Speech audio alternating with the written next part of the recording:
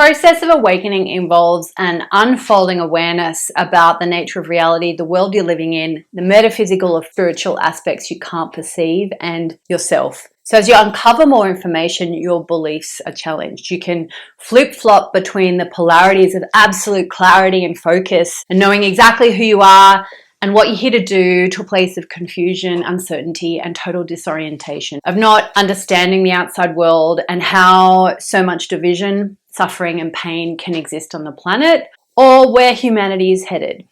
A range of questions arise. How do you follow your purpose and the things your soul draws you to when you still have to pay the bills? How do you survive in the external world of indoctrination, insanity, and mediocrity when you see through the layers of corruption and lies and understand the unrealized potential and power we hold? How do you harness it? Should you be focusing on the things you're drawn to and feel like purpose when you have no idea where you'll be or what the world will look like in a year, 2 years, or 10? On some days, what is the point? Or will the very nature of pursuing your inner compass contribute to the positive change in the world? Last time you heard from me was nearly 12 months ago, talking about the same things, how to find purpose in a world gone mad. So I realized some big lessons over the past year that may help you find more meaning and purpose in your day and regain forward momentum and focus and live in the craziness of the outside world. I don't have it perfect yet. It's all a work in progress, as am I. One of my first lessons is really understanding and being aware of multiple realities. We're all concurrently living in multiple,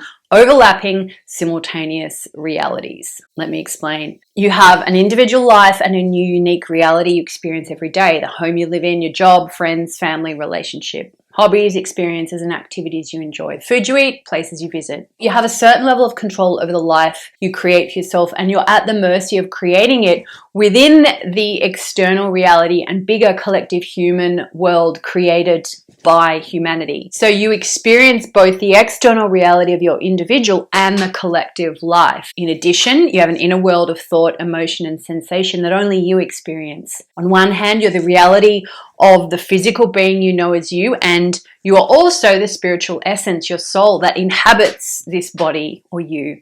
There is the reality of what you can perceive in the physical and the reality of the ethereal, the metaphysical, that you cannot. You live in one reality with one perspective. The person standing next to you may experience the same thing, but something totally different. Lesson? You live in multiple simultaneous realities. I think for me, the challenge is to learn to live in them simultaneously without constantly jumping between one or the other and either being in this world or that world. How do you be in them all? Second lesson was about acceptance and non-resistance. Since 2020, many of us have been speaking out, standing up and fighting against the corruption, division, and suffering in the world. Many of us have been trying to wake people up to see objective truth in the direction humanity is headed and to choose together something different. It's working and it's not. Either way, humanity is going to choose a collective reality and a path forward. Fighting and resisting and trying to make it different only adds to the turmoil. By not accepting and resisting the choice of the collective, you only add to the turmoil and the angst and the separation and the division. Not saying to sit back and do nothing, but I am saying that individually and collectively we're on a journey in these different realities. There's no right or wrong, I don't think. But the big lesson for me is you cannot control the external world. The only thing you can control is your response to the external world, which may, as a knock-on effect, impact and change the external world. The third lesson is about unity and togetherness versus separation and division. This world is polarized. It has to be for us to understand it. Humanity is splitting and dividing more than it ever has before. There's topics like social justice, civil rights, politics, religion, and morality are creating opposition and conflict, and we're seeing it more than ever. As long as we continue to fight one another to make ourselves right and the other party wrong, we'll live in conflict. There's no right side when you ask which side someone supports in war. There's no good and right in killing of babies and people you don't know for any agenda, however you look at it. As long as you condemn and judge, want someone to see your side, to change to your political party, your religion, your way of seeing the world because you think it is better and right, we will live in separation and divide. Even if you really, really think they're bad and wrong. But when you can seriously put yourself in their shoes through their lens and their perspective, you might see the world and yourself and your perspective very, very differently. We all came here for a journey and experience, and who are any of us to tell anyone else how to do it? Lesson is that true unity is allowing every individual to live uniquely as they choose, as long as it does not harm others. And this is the catch, because humanity is not there.